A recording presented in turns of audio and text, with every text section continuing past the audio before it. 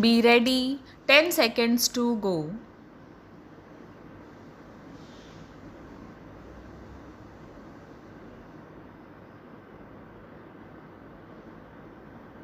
Start. Honorable Speaker, I present the interim budget for 2024-25. The Indian economy has witnessed profound positive transformation in the last 10 years. The people of India are looking ahead to the future with hope and optimism. With the blessings of the people, when our government, under the visionary and dynamic leadership of Honorable Prime Minister Shri Narendra Modi, assumed office in 2014, the country was facing enormous challenges. With Sabka Saath, Sabka Vikas as its mantra, the government overcame those challenges in right earnest. Structural reforms were undertaken. Pro people programs were formulated and implemented promptly. Conditions were created for more opportunities for employment and entrepreneurship. The economy got a new vigor. The fruits of development started reaching the people at scale. The country got a new sense of purpose and hope. Naturally, the people blessed the government with a bigger mandate. In the second term, our government, under the leadership of Honorable Prime Minister, doubled down on its responsibilities to build a prosperous country with comprehensive development of all people and all religions. Our government strengthened its mantra to Sabka Saath, Sabka Vikas and Sabka Vishwas. Our development philosophy covered all elements of inclusivity, namely social inclusivity through coverage of all strata of the society and geographical inclusivity through development of all regions of the country. With the whole of nation approach of Sabka Prayas, the country overcame the challenge of a once in a century pandemic, took long strides towards Atmanirbhar Bharat, committed to Panch Pran, and laid solid foundations for the Amrit Kal. As a result, our young country has high aspirations, pride in its present, and hope and confidence for a bright future. We expect that our government, based on its stupendous work, will be blessed again by the people with a resounding mandate. Our humane and inclusive approach to development is a marked and deliberate departure from the earlier approach of provisioning up to village level development programs in the last 10 years have targeted each and every household and individual through housing for all, Har Ghar Jal, electricity for all, cooking gas for all, bank accounts and financial services for all in record time.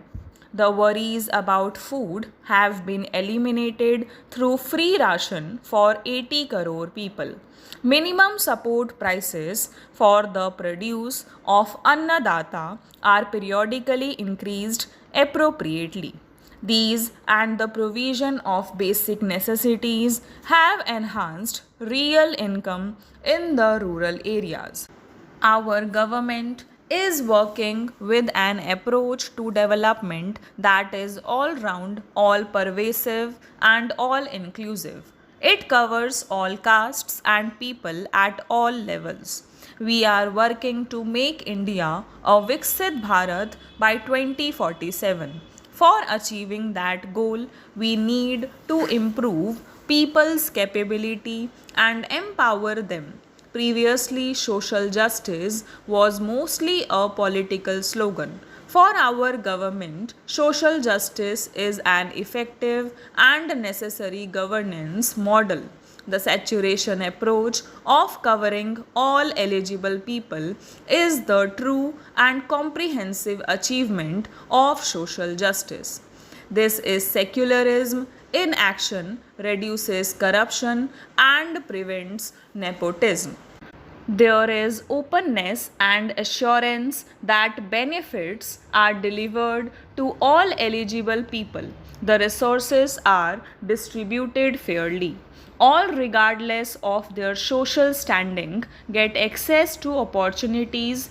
We are addressing systematic inequalities that had plagued our society.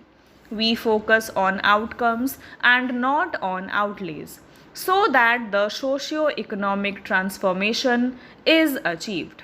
As our Prime Minister firmly believes, we need to focus on four major castes. They are poor, women, youth, and farmer. Their needs, their aspirations, and their welfare are our highest priority. The country progresses when they progress. All four require and receive government support in their quest to better their lives. Their empowerment and well being will drive the country forward. We believe in empowering the poor. The earlier approach of tackling poverty through entitlements had resulted in very modest outcomes.